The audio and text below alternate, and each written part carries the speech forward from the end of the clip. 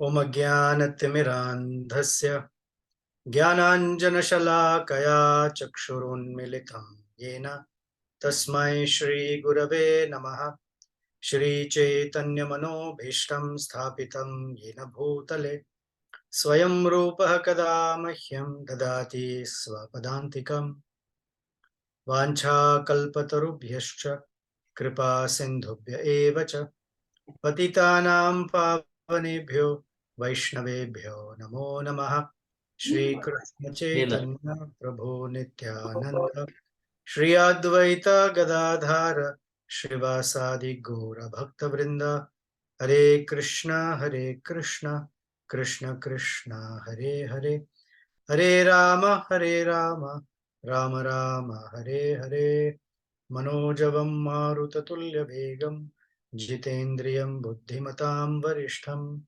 Vatatmajam Vanarayutha Mukhyam Shri Ramadutam Shirasa Namami Kujantam Rama Rameti Madhuram Madhuraksharam Aruhya Kavita Shakham Vande Valmiki Kokilam Apadam Apahartaram Dataram Sarvasampadam Lokabhiramam Shri Ramam Bhuyo Bhuyo Namamyaham Dakshine Lakshmano Yasya Vame Cha Janakatmaja Purato Marutir Yasya Tam Vande Raghunandanam.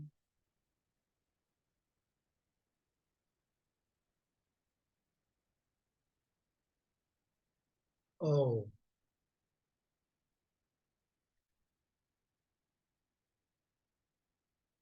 I'm assuming you can all hear me, correct? Yes, Prabhu. Yes, Prabhuji. All right.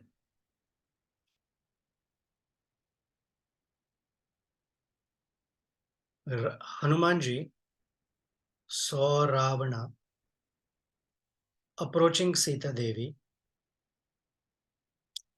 and it seemed like he was coming close to him, although he was coming closer to Sita Devi. The scene itself is so intense because Hanumanji is first time seeing Ravana awake in his, I guess, glory, if one sense, but is also assessing him that the first thing he wakes up and the first thought or desire is impelled by lust, and he has come to fulfill that lust. A verse from the 15th chapter of Bhagavad Gita is what this entire section, what we're going to discuss today, is based on. Is the Krishna says to Arjuna, Mamaivamshaha jiva loke jiva bhuta sanatanaha manaha sashtanindriyani prakritim sthani karshati. So the first two lines talk about the constitutional identity of the living being. And the second two lines talk about the conditional situation of the living being. The constitutional situation is, Krishna says that every living being is a part and parcel of me. And it is not a new reality, it is sanatana, it is an eternal reality. Mama eva amshaha. And he says, Jiva Bhuta Sanatana. But in this conditioned state, Manaha Sashtani Indriyani. Mind together, 6 senses. So in this case, Krishna combines the mind as one of the senses. So 5 plus 1, 6 senses. Manas Sashtani Indriyani. Prakriti Sthani Karshati. Being situated in Prakriti, being situated in matter, Karshati, struggles. Is distressed, is in agony. Our true nature is to be his part and parcel and be always blissful. In the conditioned state, we're always devoid of bliss. We're always searching for bliss. And some of your phones are not muted, so if you could kindly mute yourself, I can hear some background. Thank you.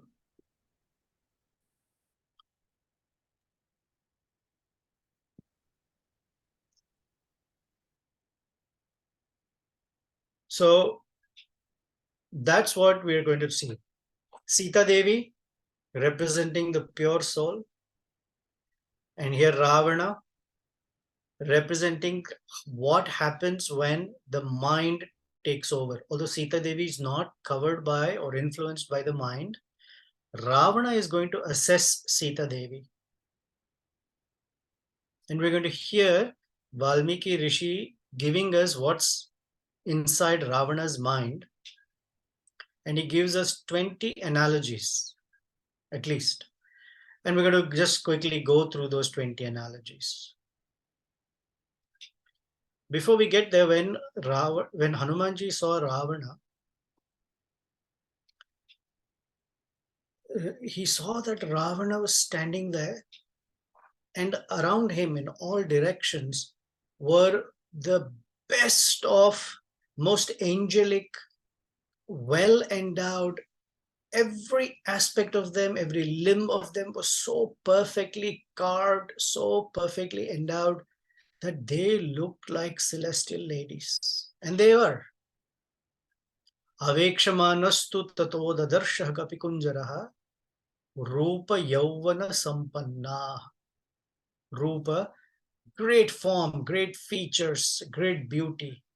Yauvana, great youth. Sampanna, they were endowed with. Ravanasya Varastriyaha, the best, the choicest of women, full of youth and beauty, were surrounding him. Something about youth and beauty. Beauty is attracting, and youth means the ability to enjoy. Because older people get tired quickly. Younger people have a lot more virility and strength and energy, stamina. So when Ravana is surrounded by all these angelic women, it means that the mind has all these senses that are always very, very strong. And they're beautiful because anything to the senses is very attracting. So it's filled with varieties of sense gratification. And this whole retinue, Ravana and his harem, entered that wonderful garden that was created for the sporting of all of Ravana's queens. I mean, it's a place of fantastic sensual enjoyment. And that garden was sounding with full of animals and birds. These are all the desires and sense objects and all the things that the senses are constantly bombarded with.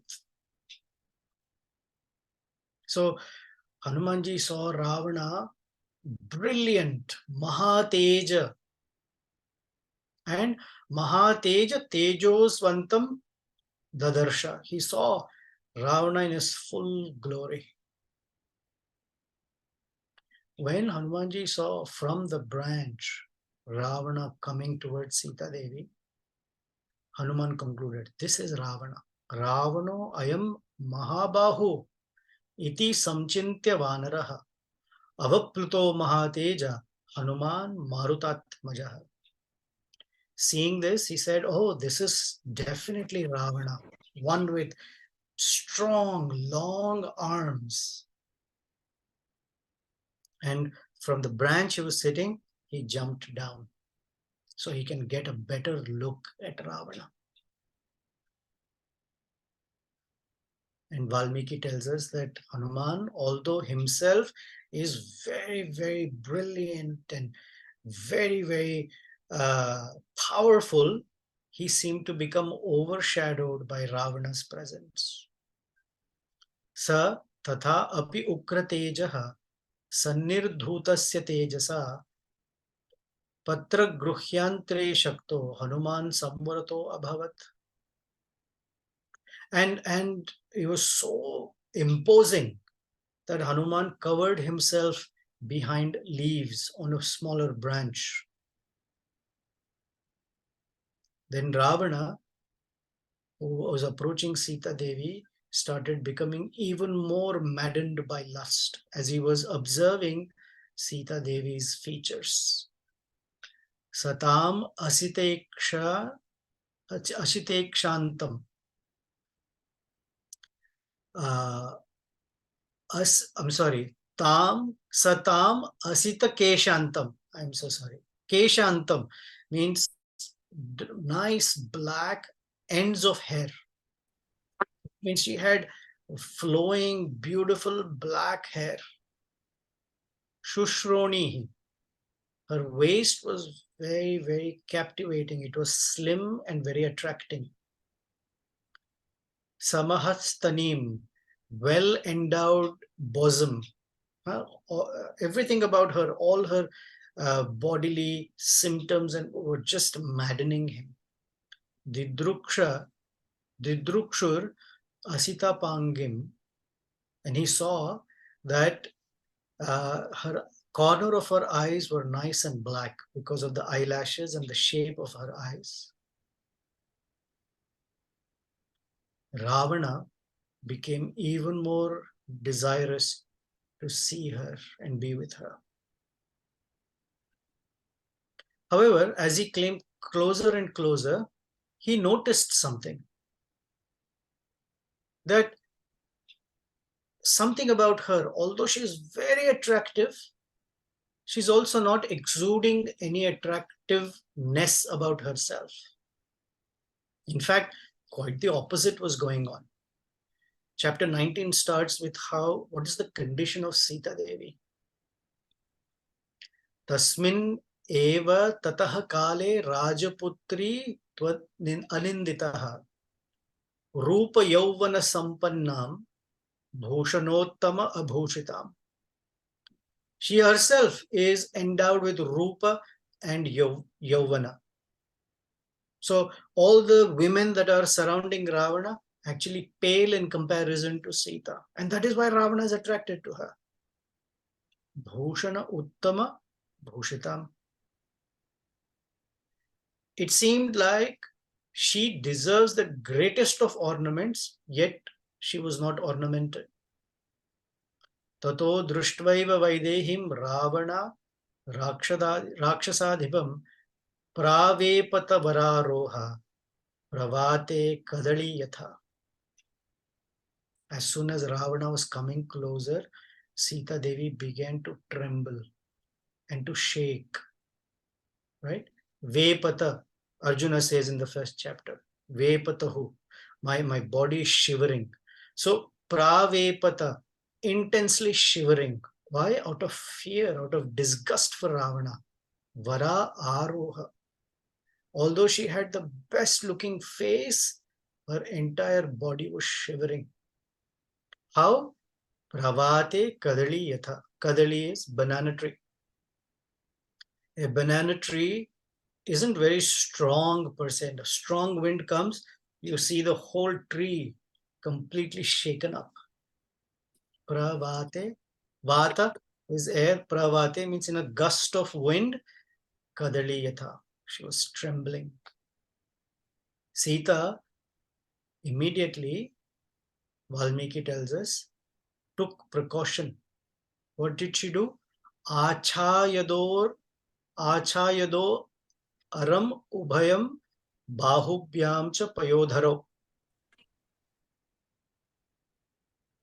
Achadya udaram ubhayam bahubhyam cha payodharo upavishta vishalakshi rudanti varavarani. She hid her breasts and her navel, her stomach, by her thighs and her arms. So by her thighs means she brought her knees closer to herself because she's sitting on the ground, and with her arms she covered her breasts. Achadya, hidden or hiding. Udaram, urubhyam, by her thighs she covered her stomach. Bahubhyam, with her hands. Payodharaha, her breasts. Upavishtaha. Upavishta means she sat down. Until then, she was lying down and crying and tossing and turning. As soon as she saw Ravana, she sat down and covered her stomach and breasts with her thighs and arms. Vishalakshi, although big eyes, Rudanti, she was crying. Although, and Valmiki says, Varavaranini. Varna means color. Varavarnini, she had the best complexion. Sita Devi, one of best complexion, was scared.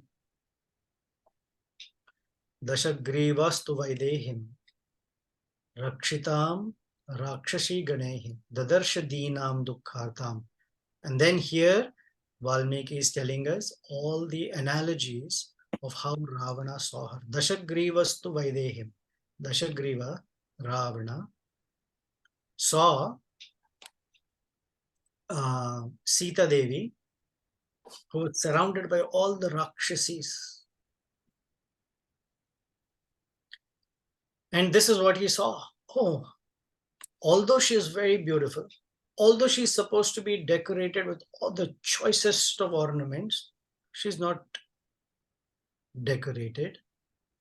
She is shivering and she's scared. And here are the 20 analogies that Valmiki tells us what Ravana is assessing about Sita Devi. First, he says, she was like a boat that was sinking into the ocean. Any of us have seen pictures or videos of a boat capsizing in an ocean. You can see that although the boat itself is strong and can float on water, if there is a hole or a piece of it is broken, water very quickly enters the boat and suddenly it becomes heavy and starts to sink into the ocean. So what was the buoyancy that was allowing Sita to float even in this painful condition is Ramachandra's love. So poetically, Sri Ramachandra's love in separation kept Sita afloat in the ocean of separation. But Ravana's presence was like a load that even the boat could not bear and began to sink. Next, Ravana saw that she was like a strong branch that had been cut down from a tree and had just fallen to the ground. A branch is supported by the tree, by the trunk of a tree particularly. So Sri Ramachandra is like the trunk of a tree, very strong and can support this branch called Sita Devi. But Ravana and his presence was like an axe that had cut off that branch and the branch had just fallen down because Ravana forcibly kidnapped Sita Devi. Then Ravana saw that Sita Devi seemed to be decorated with colorful dust. Mala Mandana Chitrangim. Chitra Angi, beautifully decorated body or beautiful limbs. But what were the decorations? Mala Mandana. Mandana means decoration. Mala Mandana, she was decorated by the varieties of colors of dust, all the pigmentations. Although she deserves to be bedecked in the best of jewels and cosmetics, she was without any of them. Mandana Arham Amanditam. She is Mandana Arhatam. Arham. She deserves the best decoration, but Amanditam, not decorated. Then she looked like a lotus stem that was dipped or soaked in mud. Pankadigdha Mrinali. She's very delicate. A lotus stem means she's very, very delicate. That's the place where swans will come and play with the stems of the lotus. Such delicateness, yet she's with Ravana. and covered with dust. She was very charming to the eye. Ravana was captivated by her beauty. Although remember, anybody who's been fasting for a year, crying constantly, not bathed, wearing clothes that have become soiled, her body is covered with all sorts of dirt and dust. And she hates Ravana. Yet she must be so beautiful that Ravana's mind is completely enchanted. At the same time, her entire charm and beauty is not fully manifest. Vibhati cha na vibhati. Then, this is one of my favorite verses. This is verse number 7 in chapter 19. Samipam Rajasimhasya Ramasya Viditatmanaha Sankalpa Haya Samyuktair Yantim Iva Manorathai. Sita Devi went close to Sri Ramachandra. Samipam Ramasya. Samipa means very close. She took the company of Ramachandra, who is Rajasimhasya. He's the lion among all kings. And Viditatmanaha, a person who's very, very famous. She's sitting in Lanka. How did she go? How did she get Ramachandra's association? Because she sat on the chariot of her mind, Manorathaihi. And that chariot of the mind was being pulled fast by some horses. And those horses are Sankalpa. Sankalpa Haya Samyuktaha. Samyukta means yoked by. The horses of intention were yoked to her chariot of her mind. And that chariot took her to Ramachandra. When we are chanting the Hare Krishna Mahamantra or Japa or any names of the Supreme Lord, those names have the potency of giving us or bringing us in the association of the Supreme Lord. But that association is possible, it is allowed when our sankalpa, our intention is strong. And they're strong like a horse, which means they have power and they are moving fast. And the chariot, Manoratha, means all our desires, our intentions, our purpose is to get the association of the Lord. That is what Sita Devi got. And Ravana, even Ravana recognized, oh, she has reached Ramachandra. That was her resolve, that I don't want Ravana. I don't want Ravana anywhere close to me. And Ravana represents the mind. So each one of us, manasashtan indriyani prakriti sthan karshiti. We are slaughtered, we are whipped, we are beaten, we are distressed by the mind.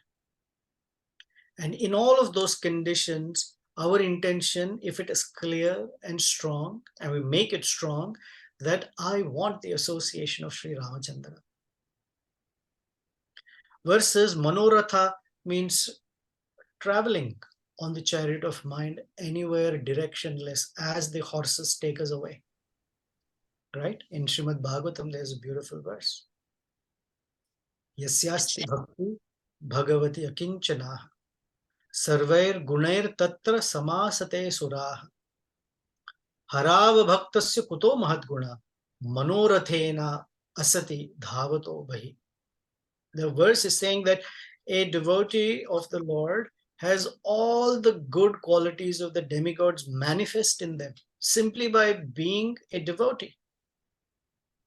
However, abhaktaha harav, one who's not a devotee of Hari, kuto mahatguna, where can good qualities come from? That person is simply riding the chariot of the mind. Why? Asati dhavato bahi. Their mind is all directed towards externalities, finding joy and happiness in circumstances, in things, in very, very mundane stuff. And that is asati. Here today, gone tomorrow. Why? And that the Manoratha, the chariot of the mind, is yoked by horses called senses that drive the chariot mad in all sorts of directions. Otherwise, let the chariot of the mind be driven by the horses of intention, the horses of resolve. I want the association of Sri Ramachandra and his devotees. Then Ravana sees that Sita Devi is all emaciated. She is crying all alone. She is absorbed in thought and completely overtaken by grief. She could not see an end to her misery. All her thoughts are absorbed in Sri Ramachandra alone. And in that verse, she is referred to as Ramam, meaning a very pleasing personality or someone who's always blissful. Even her name is in relation to Ramachandra. She is Ramam, Ramam. She is completely absorbed and joyful in the association of Lord Ramachandra in her thoughts.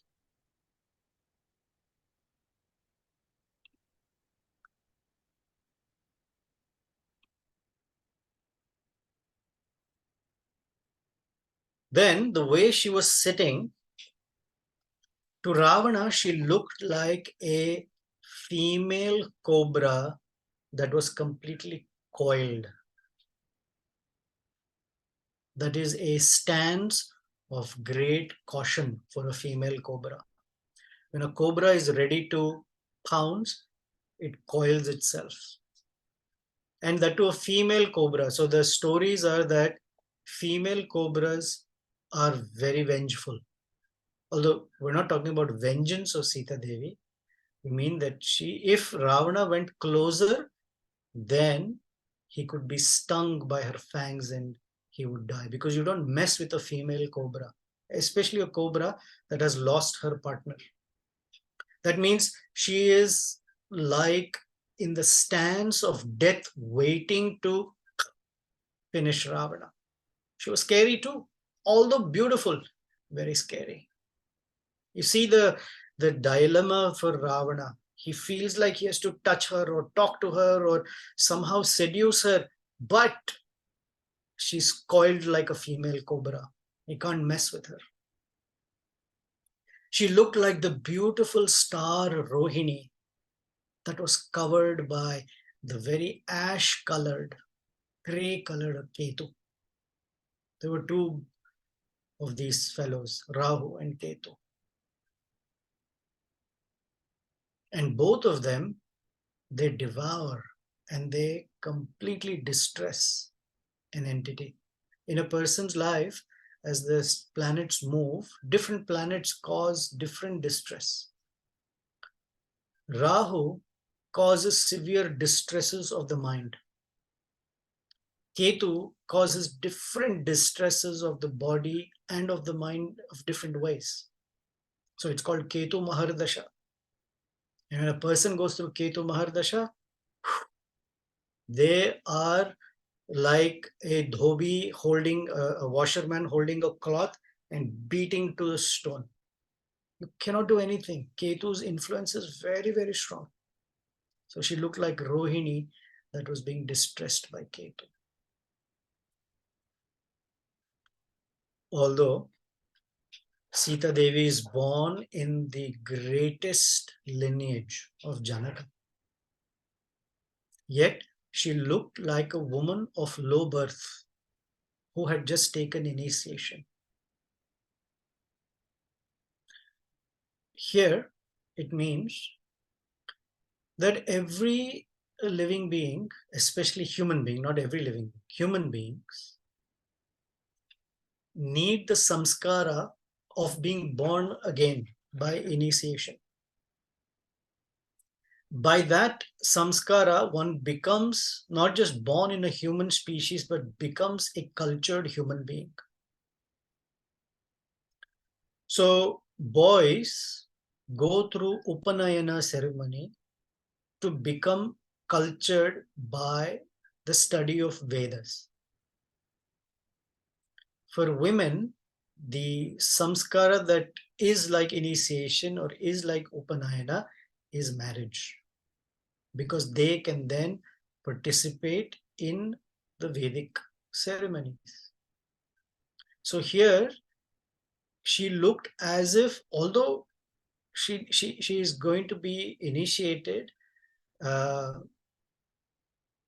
she looked like she had come from a family that has absolutely no bearings of any kind, which means you don't know the background, you don't know anything.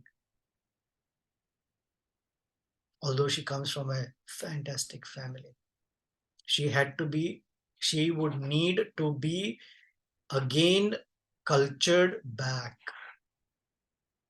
like a woman that needed to be cultured back by the process of initiation.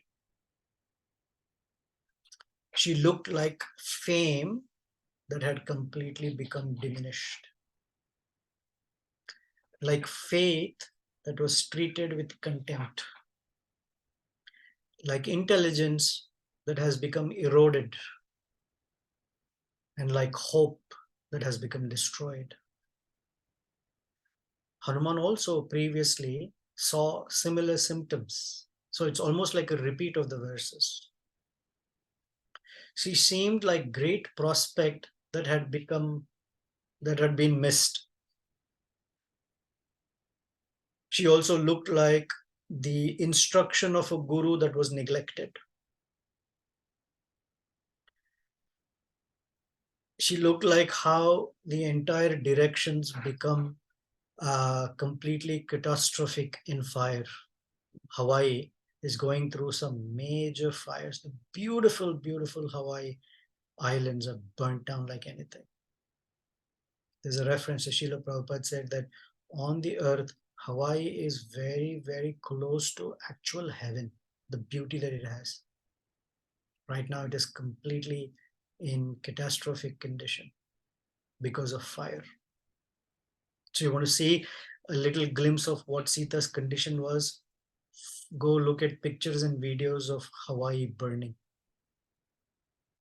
And articles of worship that were taken away or stolen by evil forces during a sacrificial ceremony, meaning contaminated, desecrated.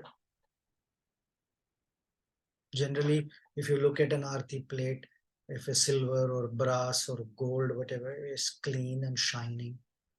But when it is disturbed and thrown away, it looks all disorganized.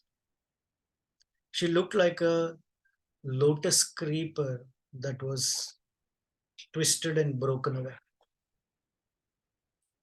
Like an army of fantastic, gallant warriors that had been killed.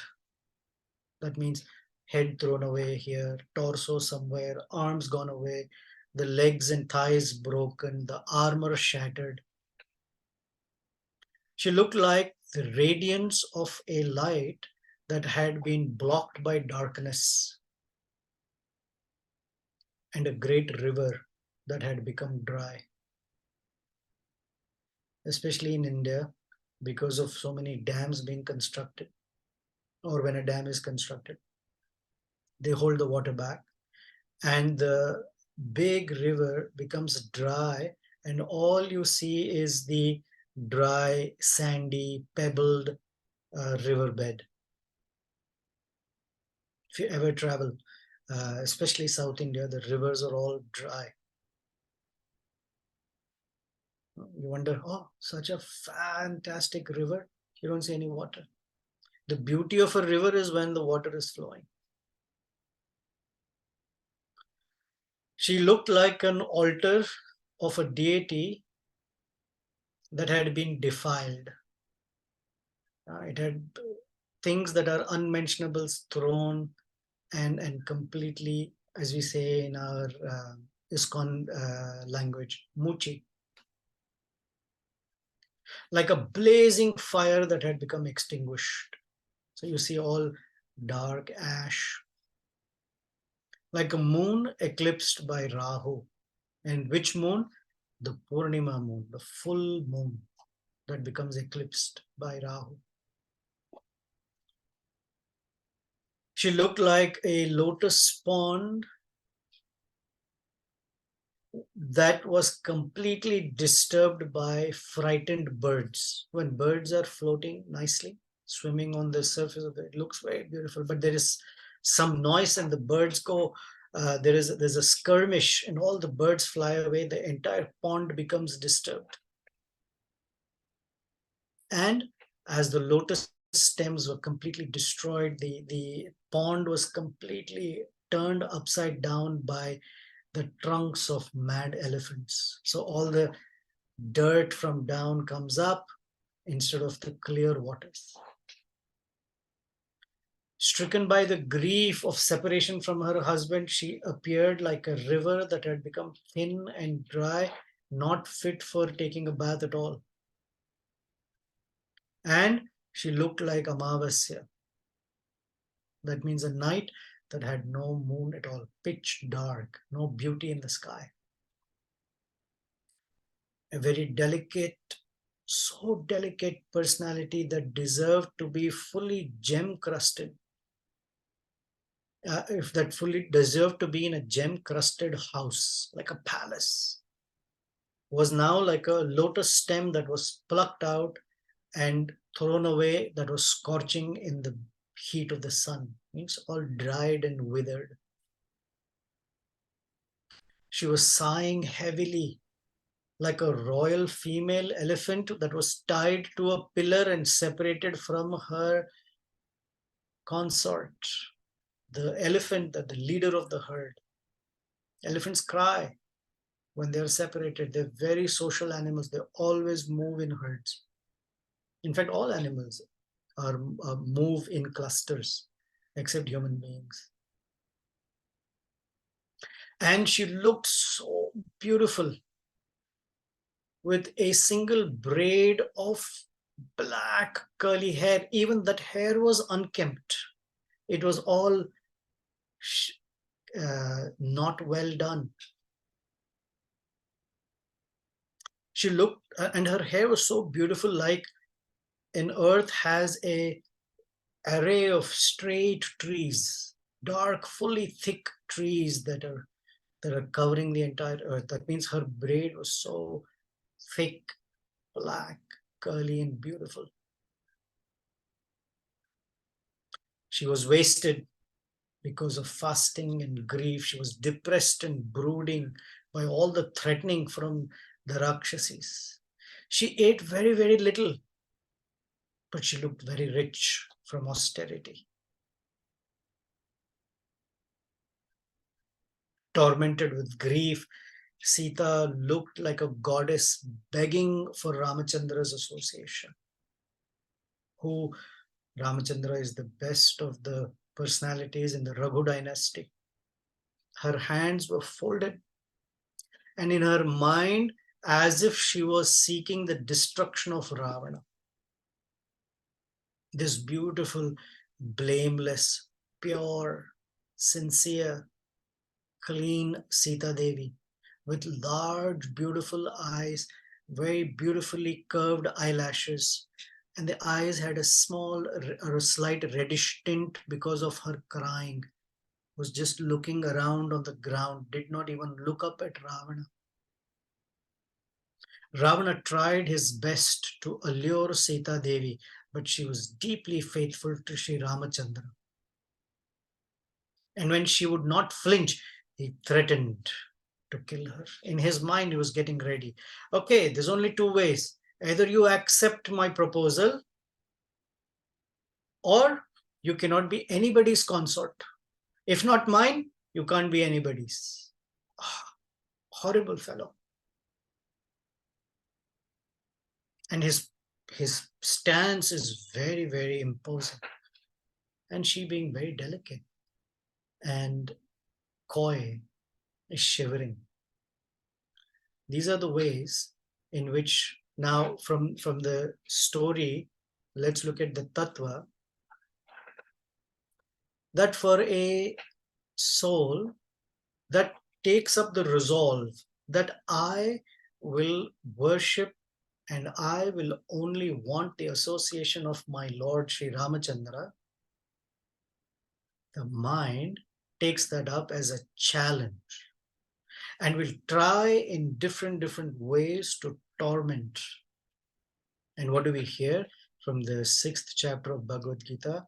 The mind is very strong, very strong. So Krishna says, you can either make the mind your best friend or it becomes the worst enemy. Uddharet atmanam atmana na avasidati. One should not get degraded by the mind. In fact, one should become uplifted.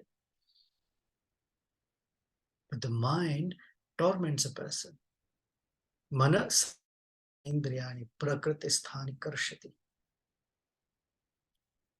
The mind throws all different types of allurements towards the soul to allure the soul away from the Supreme Lord by the dazzle, by the flickering, shining attraction of the senses to the sense objects. And that's how the mind becomes the dominator, the Ravana. It's called Dashagriva. Griva means neck. So there are two Grivas in Ramayana. One is Dashagriva, the 10-necked or 10-headed demon Ravana. And then there is Sugriva. So Dashagriva is the mind with the 10 senses, the 5 knowledge acquiring, Jnanendriyas, and the 5 working or Karmendriyas together. They decide how a person's movement will be, what their desires will be. They are the ones that decide exactly where a person will turn and what they will turn to. And that is who Ravana is. Versus Sugriva. He's called Sugriva because he uses the neck to speak. Sugriva means good speech, or one of good speech. He glorifies Sri Ramachandra. He makes friendship with Ramachandra, so he got the name, or his name Sugriva becomes famous for that reason. Dashagriva.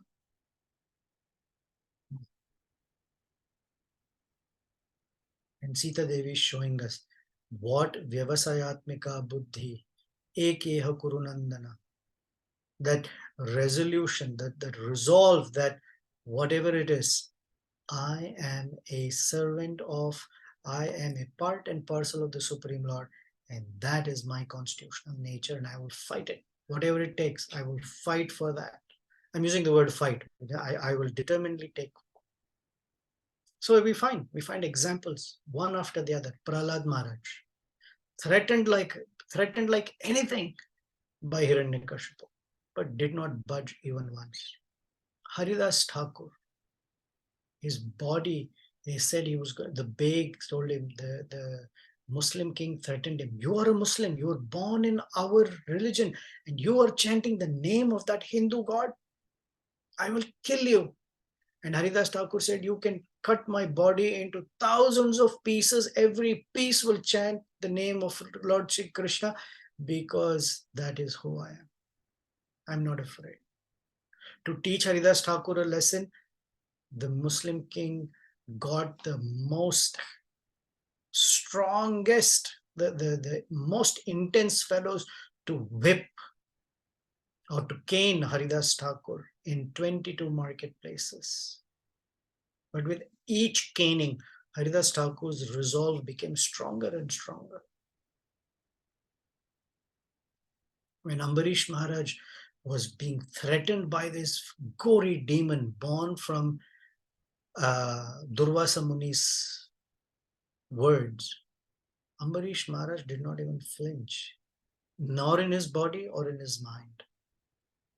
This is all the examples we hear of great persons with their strength only being that they want the association of their Supreme Lord. So they become great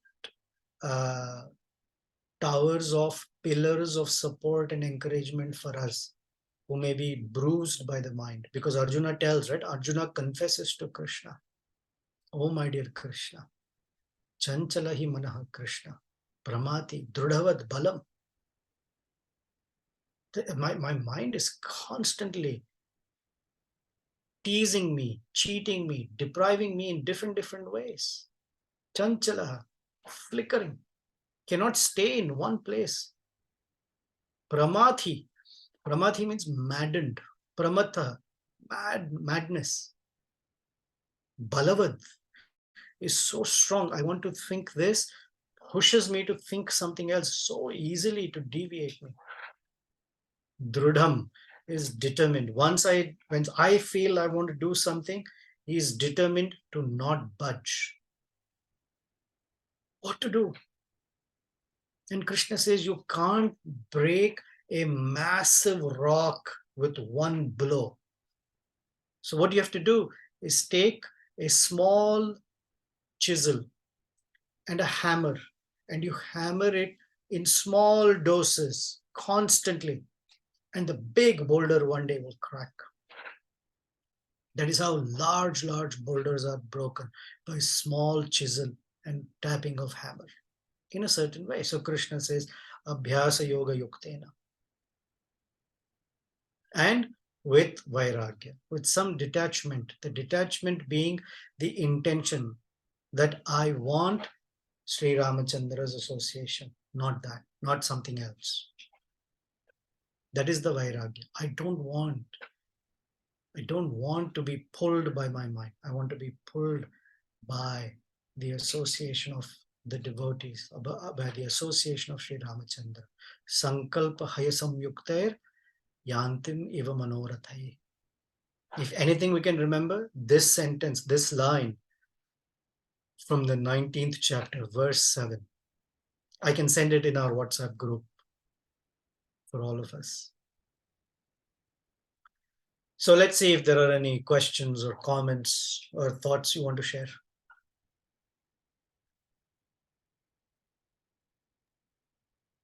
Hare Krishna Prabhuji, please accept my humble obeisance. This is Krita Lakshan Das. The description that Mother Sita was appearing very beautiful despite her condition of distress. Is it because Ravana was lusty, or is it that Mother Sita was, it's just that her divinity was showing up? Both. How can ornaments make the divine person more attractive?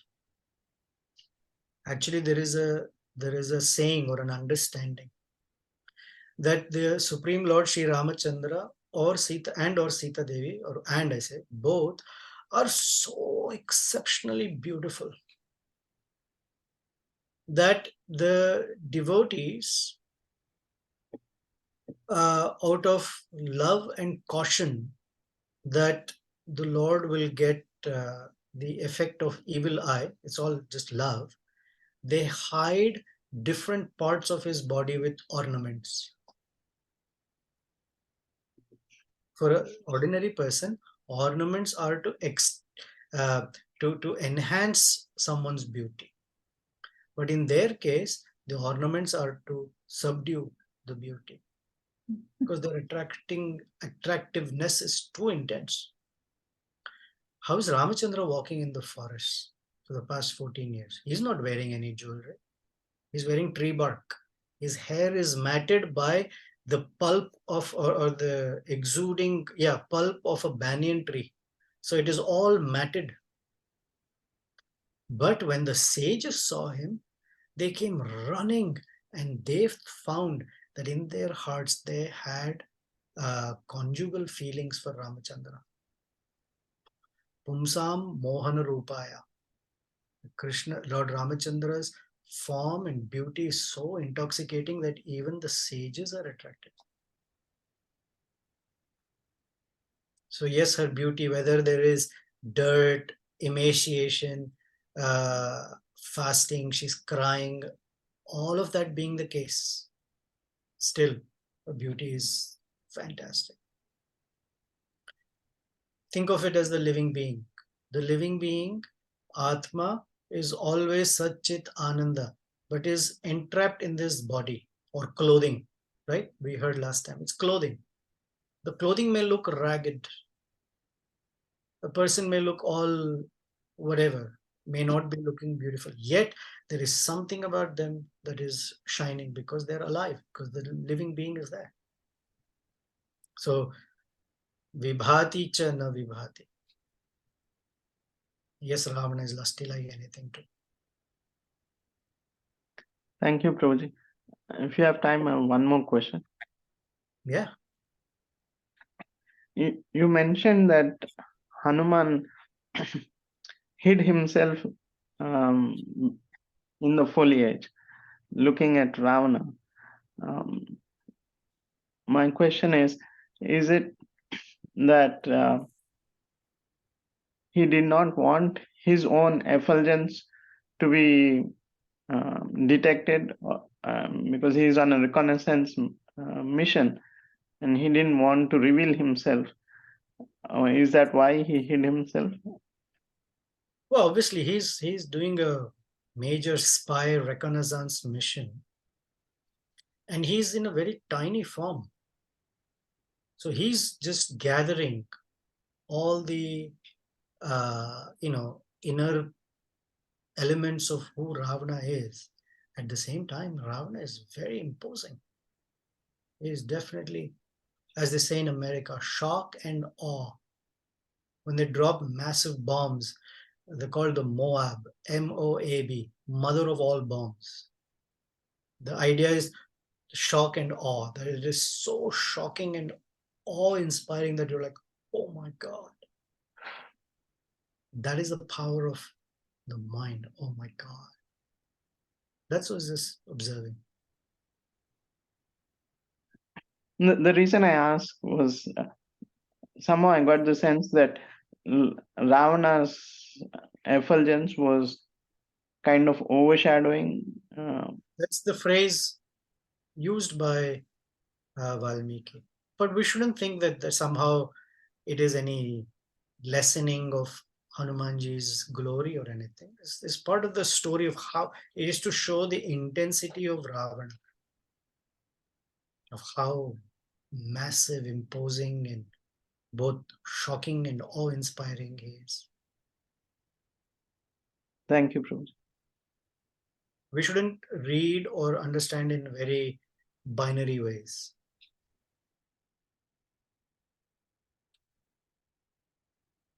Anything else?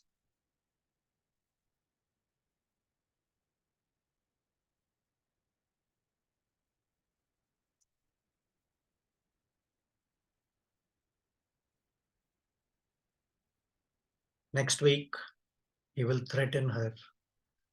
In fact, first he will entice her, seduce her, and then finally threaten her. Is this pace okay, or you want me to go faster? Any opinions of the wonderful audience? Go faster? Okay. This is good, Prabhuji. Yeah, this is good. Yeah. Okay. Good. Okay, thank you.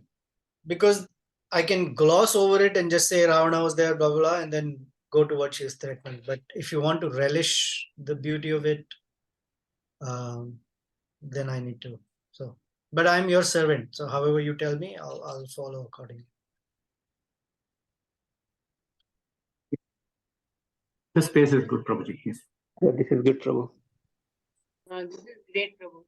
Okay. Any other questions, thoughts, reflections, something that touched you, something that you found wow or nice or anything? Hare Krishna Prabhu. This is Radha Dati Dasi. Hare Krishna. Thank you, Prabhu. This was my first class today. I have two questions. One is that I think in Tulsi Ramayana we have heard that Mother Sita takes a blade of grass and as a veil, you can say, to signify that. Is that in Valmiki Ramayana also? No. Coming up. He hasn't spoken yet. He's going to say something. And that is when she puts a blade of grass between herself and him.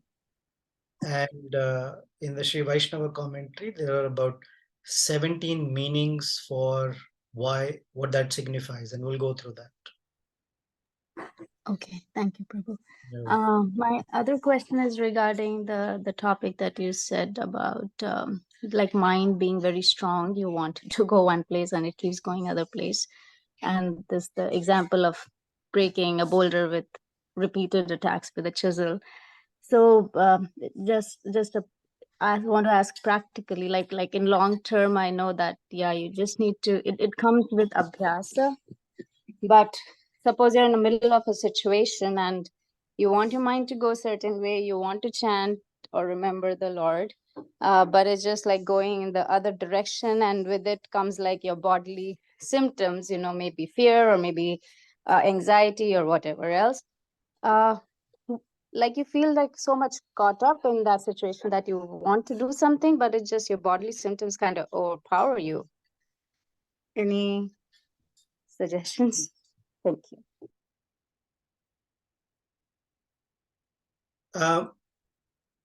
One has to draw from what they have invested and deposited previously.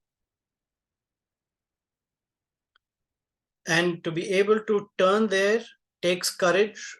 And more importantly, the courage comes from the association of someone who has that kind of strength. So we're every day investing in the anti-fear account, anti-anxiety account every day when on a normal day, so that we're able to draw from or withdraw from that investment. That's one. And it is but natural. We're very tiny, and the force of the mind with the circumstances can be very big. Somewhere in each of us, there is this tiny voice that tells us, take the shelter of the Lord. Maybe hard, but that's the time one has to practice or remember to call out for the association of a devotee. It's hard, no doubt. Rather, it is very hard. And sometimes it's not like I'm speaking from the pulpit or something. I'm just speaking the principle. And for each person, I have many of my own scars and stripes that I've earned by being beaten and whipped. It's there. And I have many stories to tell for myself as well. It is true what you're saying.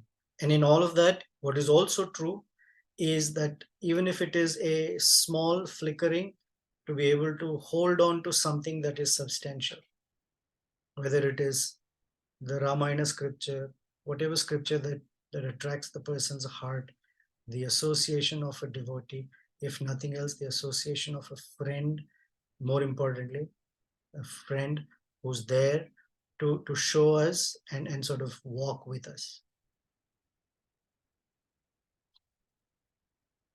And unfortunately, one doesn't have that, then it's a hard ride. It's a tough ride for sure.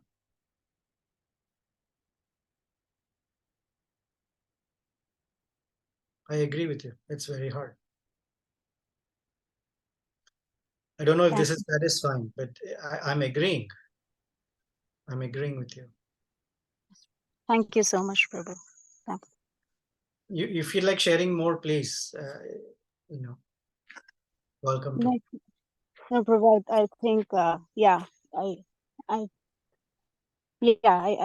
it resonates. It does resonate with me, whatever you're saying, and I want to go in that direction. Yes.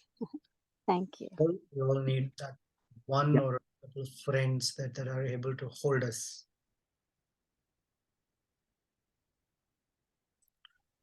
Hare Okay. Krishna. Any other? Yeah, a little sharing, Prabhuji. It's obvious that the seventh analogy or the seventh verse is really amazing, particularly the Manoratha and Sankalpa part, how you got about with stating the chariot of mind, how we should have that kind of resolute in us. Even linking it to our daily practices like chanting is very beautiful and very practical to meditate on. And just the following verse, I believe maybe it is the verse 8, where you have said about Ramam Ramam. Yes. That's very beautiful also. That's something like, because you are describing, or Valmiki Muni's commentary, that Sitadevi is overtaken by grief. At the same time, she's really blissful because of her association. The way, like, through the Sankalpa, how she's associating with Ramchandra is very beautiful. Yeah, here's the verse. Shushyantim Rudatim Ekam. Shushyantim, completely emaciated. Rudatim, crying. Ekam, all alone. She has no company. Dhyana Shoka Parayanam. So she is completely given to Parayana, means become a slave of, or become a servant of, or become dependent on Shoka, grief. Dhyana Shoka means her mind is full of grief. Dukkhasya antam apashyantim. She is not seeing any end to her dukkha. Dukkhasya antam apashyantim. She's not seeing how her sadness will ever go away. And then he says, Ramam Anuvratam. This greatly joyful lady, pleasing personality, Rama Anuvratam. Her mind is only following Ramachandra. Yeah, that's so beautiful, Prabhuji. And it's very hard to pick up. It's very hard to pick up like a few analogies from these 20, but the two others that can be relatable, the way you explained are the first two. Like she looked like, Sita Devi looked like the boat sinking into the sea. However, it was kept floating only by Lord Ramachandra's association, even though she's in separation. And then the branch cut down from the trunk of the tree. This seems to be very relatable because there will be many axes even in our daily practices that can pressurize or that can sink us and that can separate us. However, if we have that kind of association, if we desire for such association of Ramchandra, it's kind of a practical solution. Yeah. And we have that, not if. We have that. It's just a matter of reaching out. Sometimes we don't have the strength to reach out, but it's there. It's there within accessible reach. Is our will or remembrance of it, or what our turning of it may not be that strong. And that's the practice of hitting that chisel with the hammer every day. What you're saying and what Radhadyuti was saying, Radhadyuti, that verse 5:19:8, and I'll send it on the WhatsApp group, is the story. Shushyantim, Rudatim, Ekam, Dhyana Shoka Parayanam, Dukkhasya Antam Apashyantim. Yet, Rama Anuvratam. She is following the will of Ramachandra. Yeah, thank you very much, Prabhuji. Thank you for describing this and maybe like making us think to access this or whatever we are getting by hearing this. Thank you. Ramayana is the Vedas, and the Vedic knowledge is all about relieving the conditioned nature and allowing the full blossoming of who we are. It's done in beautiful poetry, but all Vedic tattva is hidden, right, or not hidden. It's there in plain sight, thanks to the great acharyas that we are able to even appreciate a little bit of it. Nitya Gauranga Prabhu, go ahead. Hare Krishna, Prabhuji. Dandavats. Pranam. Thank you for the wonderful session. Prabhuji, I want to share my understanding and correct me if I'm wrong or help me how I should progress further in Krishna consciousness. So what I'm understanding is with the approach of Ravana towards Sita, I mean, we have to see, each individual have to see that the senses along the mind are approaching us every day, trying to destroy the soul, like how Ravana is trying to come towards Sita to destroy or captivate her. Similarly, the mind along with the senses are trying to dissuade the soul in many ways. But then, like how Sita Devi is taking the shelter, like swiftly taking the association of Lord Rama to the same medium of mind, like as you mentioned, like to the mind acting as a chariot, and the senses as a horse is swiftly taking shelter of the Ram. Similarly, the soul has to imagine that the senses and the mind are approaching like a Ravana to destroy the soul. So we have to be vigilant and always take the shelter of the Lord. The question is, how do we see? It is so difficult for us to see that the senses along with the mind, like a Ravana approaching the Sita, like it is coming to destroy. It is not so vigilant that the senses along the mind are coming to destroy the soul. In many cases, it is like so subtle. So how do we identify the subtleness and then be alert to not let the mind and the senses dissuade the soul? Well, from the Bhagavad Gita's perspective, mode of goodness is knowledge giving and light giving. Senses become illuminated. Krishna says all the 9 gates of the city become illuminated by knowledge. And for knowledge, meaning one has for the light to be shining, someone has to switch on or turn light the lamp. Right? That's within us. The intention, the sankalpa of lighting the lamp so that we can benefit from the brightness of it. So approaching scripture, shastra, so that there is light. So Krishna says, Jnana Deepena Bhasvata. So that's one. Second is, we hear from Chaitanya Mahaprabhu. You asked specifically, how can we see? So he says, Chetaha Darpana Marjanam, because without that, one cannot see. An unclean mirror doesn't reflect well.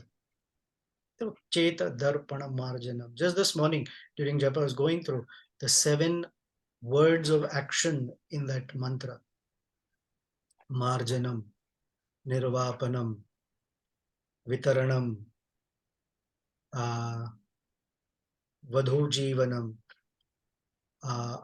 Avardhanam, Anandambudiva, Snapanam, Vijayate. These are the 7 words of action. A person's resume is considered good when there are nice action words. So Chaitanya Mahaprabhu is giving us action words. Darpana Marjanam. Bhava Maha Davagni Nirvapanam. Then one can see. Otherwise, like Radha Dyuti was saying, we're too distracted. It's too push, pull, this, this constant being beaten. And it's very reactive. Something comes at us, that's what it is. Something else is that state. So the way to consider that, and back to Radha Dyuti and you're both combining the two, if we are in the reactive state, then it is almost impossible to transcend it. So back to that, investing is we live a life and try to culture ourselves to be in at least goodness, so that it's not reactive, but at least to consider and to pause and see and to slow it down is not possible if one is influenced by the heavy reactive or the rajas of it. Because raja is very agitating. And in agitation, you have to act fast. Sattva slows it. It makes a person reflective. One may think that, oh, I have to respond immediately. There's nothing like that. Time acts in a certain way to become reflective and thoughtful. And that's our practice. That chiseling every day is culturing ourselves to be in a more reflective than reactive mode. Now, if you consider the circumstance, this is early in the morning. Ravana is coming into Ashoka garden. Now, if you look at it in the night, the body is asleep and the mind is active, but we're not perhaps aware. Especially if one is in deep sleep, one is not aware that the mind is moving, but the mind moves by dreams and stuff. And as soon as one wakes up, ready, mind is ready, senses are ready. And that is why Ravana comes early in the morning. That's just when a person wakes up. Is ready. And what is ready with? That desire that he has been cherishing previously.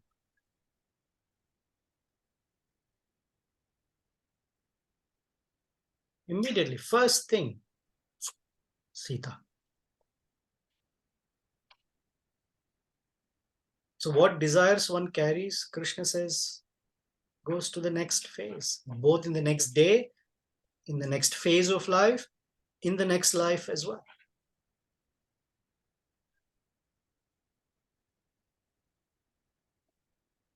So culturing of our desires here, today, helps what we'll face tomorrow.